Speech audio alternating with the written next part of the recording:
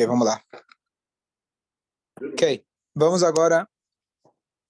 A gente terminou na última aula o 9º capítulo do Yoshua e a gente contou aquela história da cidade de Givon.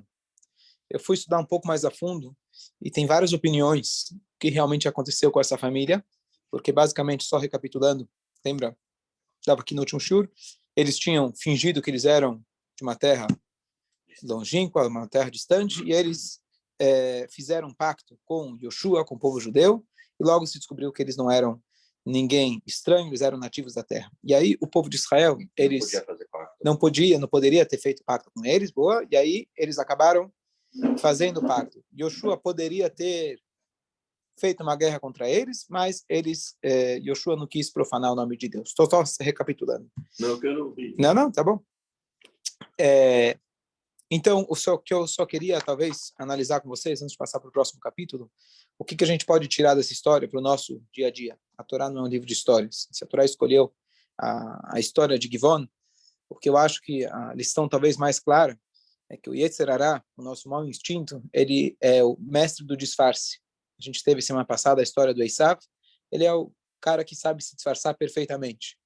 E eles fizeram exatamente isso. Eles precisavam de um favor do povo judeu. Eles ficaram com medo de encarar. Eles não queriam fugir. Então, o que eles fizeram? Eles deram um jeitinho. Esse jeitinho, eles acabaram caindo. E Yoshua, ele foi, de alguma maneira, criticado por ele não ter consultado Deus. Então, talvez a ideia da gente entender que a gente tem um Givon dentro da gente, aquela turma que tenta nos enganar, tenta se fazer de uma pessoa diferente. O Rebbe anterior, ele diz que ele nunca sabia que um Yetzer Hará também poderia se fantasiar de um Hassid, de uma pessoa devota, etc. Ele pode ser muito esperto. Ele vem com os melhores pretextos para atrapalhar a gente do nosso caminho Hashem. E a melhor maneira da gente filtrar e saber qual pensamento vem de origem da alma animal, qual vem da origem da alma divina, é da gente saber qual é o resultado final. Será que esse pensamento, essa atitude, essa maneira de pensar vai me levar para fazer mais mitzvot ou fazer menos mitzvot? Essa é a única maneira da gente saber com quem a gente está lidando. Assim a gente tira a máscara do nosso inimigo interior e a gente lida com ele cara a cara, e aí, uma vez identificando de onde vem, aí fica mais fácil de fazer a escolha. Zé, vamos agora para o próximo capítulo. Então diz para a gente agora o Tanakh. Estamos aqui estudando o livro de Yoshua. Yoshua é o primeiro livro que descreve a conquista da terra de Israel. Ele vem logo depois dos 5 livros da Torá. Falece Moshe e vem Yoshua. Então a gente está falando da conquista, a primeira conquista, a terra que na época se chamava de Canaã. Moshe não entrou em Israel. Quem entrou foi Yoshua. Moshe ele faleceu no deserto. Então quem entrou foi Yoshua. Então o que acontece? Os povos nativos da terra se sentiram completamente traídos por essa cidade que compactuaram com o inimigo. Traidores. Ao invés de vocês se juntarem com a gente e fazerem guerra, vocês deram um jeito de se compactuar. Esqueci de falar que ia falar que tem discussão do que aconteceu com eles de fato. Eles eram judeus, não eram judeus? Eu coloquei de uma maneira mais genérica que eles se tornaram judeus de segunda categoria. Eles se tornaram aguadeiros e lenhadores. Eles serviam o povo, serviam o templo, mas dessa maneira eles tinham, digamos assim, uma vida tranquila e garantida, como se fosse segunda categoria. Na época do rei Davi, ele expulsou eles do povo de Israel. Essa é uma história mais comprida, vamos deixar para quando a gente chegar lá, vai demorar um pouquinho. Então existe uma discussão, como você caracteriza eles exatamente? Se eles são judeus, qual que é o status deles realmente? Então tem discussão entre os comentaristas. Bom, agora, então, quando escutou o Malkitzedek, o rei de Jerusalém, quem é Malkitzedek? Malkitzedek, na verdade, ele aparece na Torá na história de Avraham Avinu, muitos anos antes.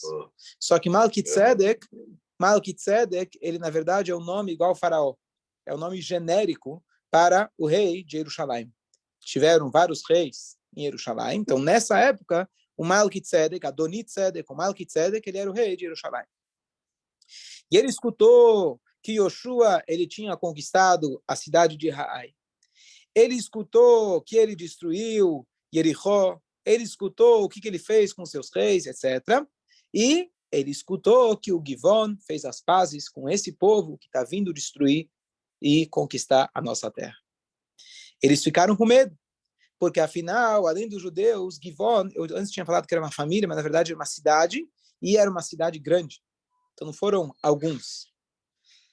E aí, eles são maiores que Raai. E todos os seus habitantes são fortes. Então agora a gente tem que fazer uma luta. Porque o que vai acontecer? Se a turma vê que deu certo, mais alguns vão tentar fazer alguma coisa parecida. De algum jeito, se juntar ao povo judeu. Seja lá o que for. Jericó não caiu o muro. E Jericó já tinha caído o muro. Raai já tinha sido destruído. Agora foram enganados por uma família, por uma cidade, que fingiram ser de uma terra distante, e os judeus compactuaram, fizeram um pacto com eles. E aí os outros povos da terra estão bravos com essa cidade chamada Givon, que eles fizeram um pacto com o povo judeu. Agora vamos ter mais traidores. Então, o Adoni-Tzedek, ele viu que ele sozinho não iria conseguir derrubar o povo de Israel, afinal já estavam tendo uma conquista muito, muito boa, muito grande.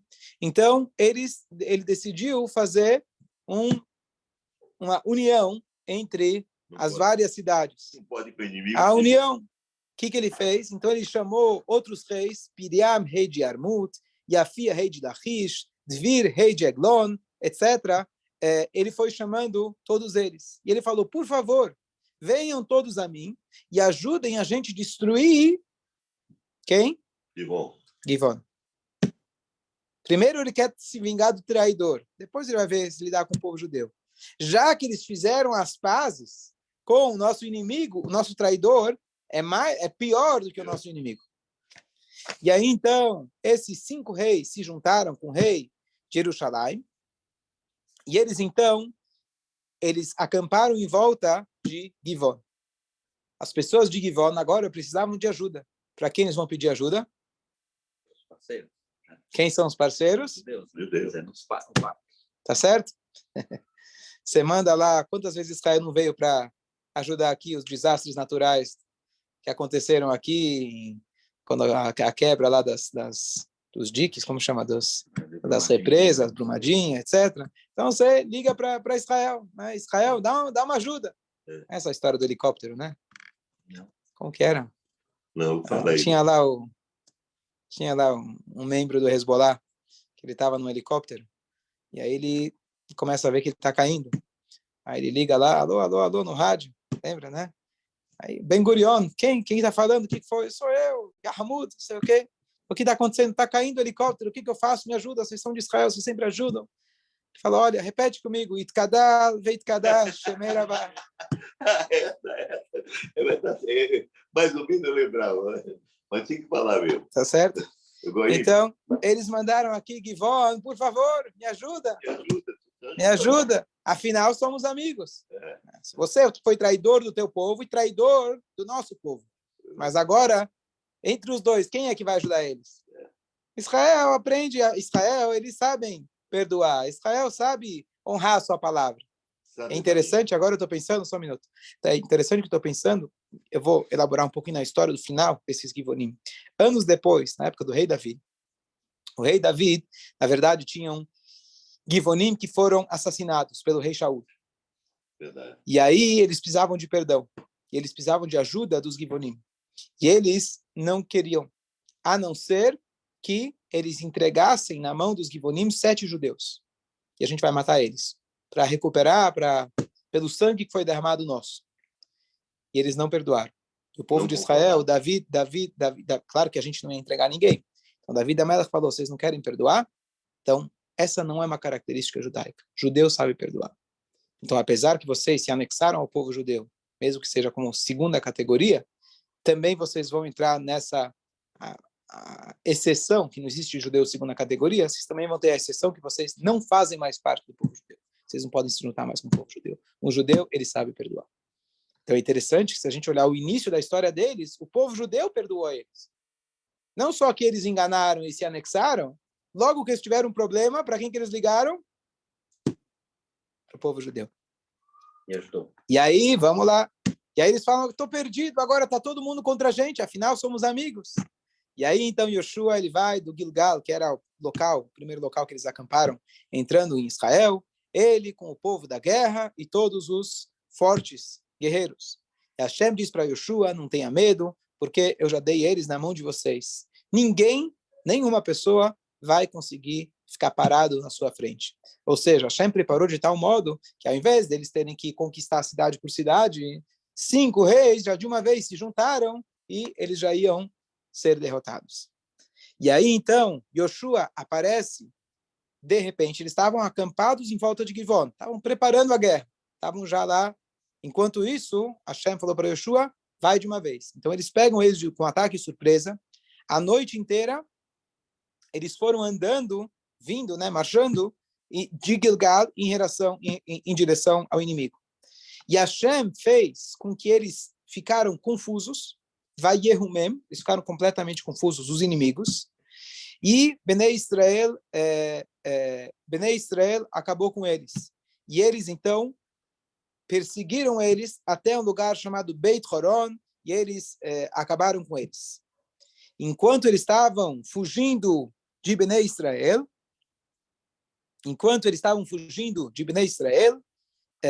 Hashem atirou neles pedras grandes do céu, parecido com a história do granizo lá no Egito, e eles morreram.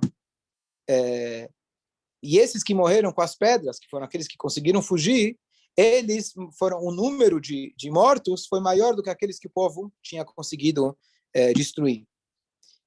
E aí Hashem, ele vira para Yoshua, o líder do povo de Israel, e ele fala, no dia que Hashem está dando para você, o Emori, o povo Emoreu, perante o povo de Israel, e Yoshua vayomer leinei bnei Israel, desculpa, eu falei que Deus falou para Yoshua, não, Yoshua falou perante Deus, Beyom, no dia que Hashem está dando para nós o Emori, e ele diz, ele declara perante todo o povo de Israel, Shemesh begivon dom, veiareach be'emek hayalon. É uma das frases talvez mais impactantes e conhecidas desse livro, que ele diz para o sol, Shemesh begivon dom, para. Eles estavam no meio da guerra, ele queria terminar a guerra naquele dia, que inclusive era Shabat, e ele queria que terminasse a guerra. Quem queria? Em dia, o Yoshua, o líder. E ele fala para Deus, fala para o sol, para aí, espera aí, queremos terminar a guerra. À noite, eles não tinham ainda o laser, não tinha ainda o infravermelho, ainda não dava para lutar à noite, ia ter que interromper, jantar, parar, para a guerra aí que eu preciso agora jantar um pouquinho. Eles iam parar a guerra à noite. E ele parou o sol e, junto com o sol, teve que parar a lua, para não dar problema, e o Shemesh, o sol, ele parou. E é engraçado, interessante, que a linguagem que ele fala é sol, cale a boca. O que quer dizer cale a boca? O movimento do sol e dos astros, de maneira geral, o movimento deles é um movimento de se prostrar para Deus. O fato de que o sol, ele anda, a órbita dele, é a órbita, na verdade, que Deus colocou nele, sem escolha dele, mas esse movimento representa ele se prostrando perante Hashem. Prostrar perante Hashem é como se fosse que ele está falando louvor a Deus. Então, nessa hora, ele fala, para de falar. Quer dizer, cala a boca, para de falar louvor. Você já fica parado no seu lugar. Então, aqui a gente vê, é interessante a linguagem que ele usou. E aí o céu, ele se parou, o sol parou, a lua parou, até que eles pudessem vingar o inimigo. E assim está escrito no livro que o sol, ele parou no meio do céu e ele não terminou, ele não se pôs como qualquer outro dia. E não teve, como aquele dia, nunca na história, nenhum precedente. E não vai ter nenhum dia como esse na história que Hashem escutou a voz de um homem.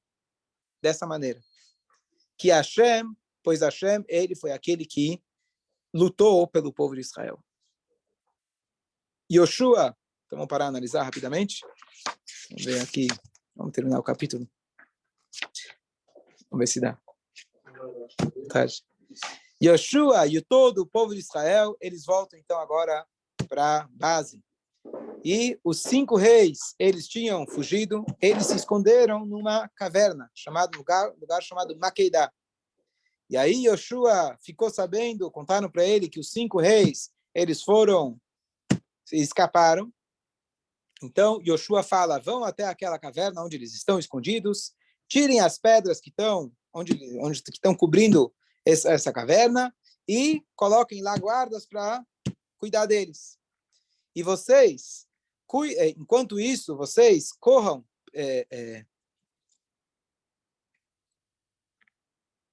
e vocês não voltem,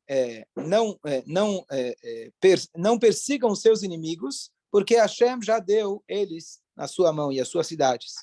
Então, quando eles terminam agora toda a guerra, fazem a limpa total, e agora o povo volta para a Mahané em paz. Nenhum do povo de Israel foi afetado, não teve nenhuma queda do nosso lado, Baruch Hashem.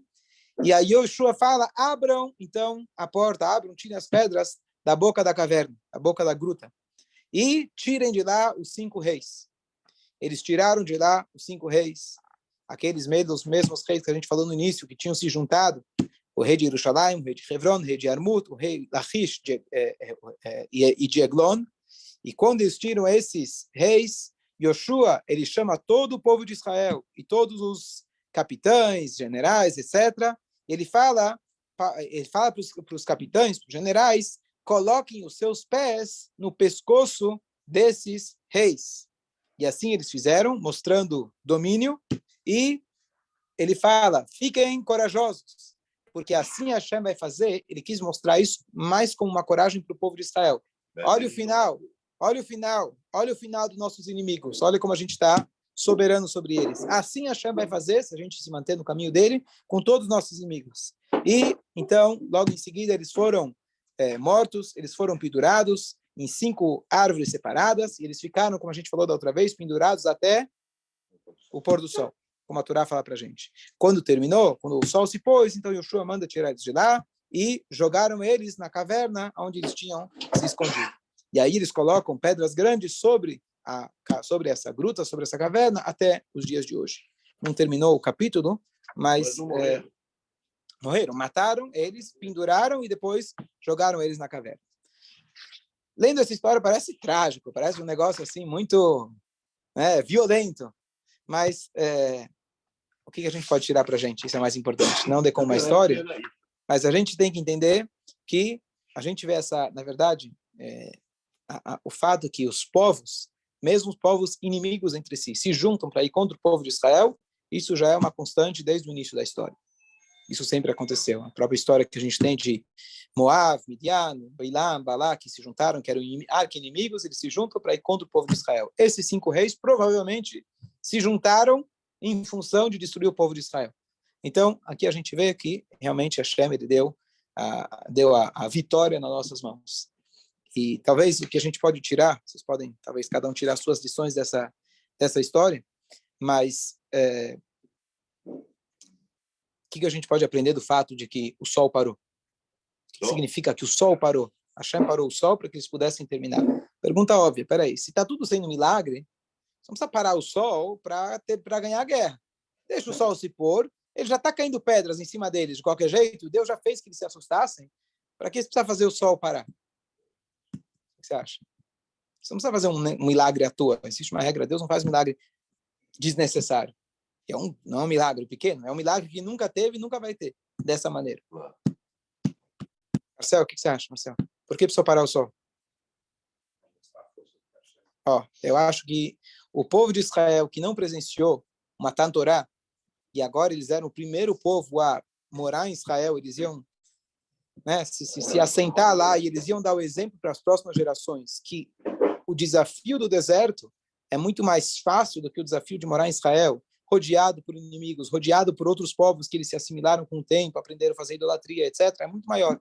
Então, eles tem que trabalhar na terra e etc., não pode estudar a Torá, não tinha maná do céu, etc., eles precisavam ter um choque inicial tão grande, não é exatamente como Matan Torá, mas parecido. Então, a ideia do sol parar, além daquilo que já tinha atravessado o Jordão, que o Jordão se abriu, etc., aqui é maior ainda, que literalmente falou para o sol, mudar completamente algo que nunca aconteceu na história, etc., e algo que é visível para todos. Então, acho que foi para impactar muito mais, não é para terminar a guerra. A guerra, na verdade, é interior, não é contra o inimigo que está fora. Para acabar com o inimigo que estava fora era fácil. Era para que eles pudessem entender que a guerra é o interior, eles têm Hashem ao seu lado. Se você realmente seguir com o caminho de Hashem, você vai conseguir dominar. Fala. Uma pergunta. Primeiro eles ficaram confusos, depois que parou o sol. Sim, sim. Porque Ficaram... se fosse ao contrário, primeiro Sim. para o sol, talvez esse tenha sido o motivo Para eles ficarem confusos? eles ficarem confusos. Não, primeiro está escrito, Deus deixou eles, eles ficaram confusos. É confuso no sentido, aparentemente, que ele fala, deixa eles apavorados. Você fica, quando está apavorado, você perde o rumo, né? Para onde eu estou? Você fica na hora, você não sabe como reagir.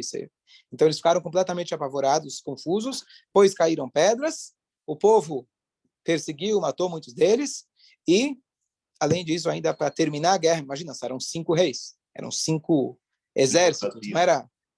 5 assassinos. Não era 5 pessoas, eram 5 exércitos. Então, não era tão rápido de terminar com todos. Então, para que terminasse naquela noite, Hashem parou o sol. Então, Hashem fez milagres de todos os ângulos para eles realmente verem que Hashem estava com eles.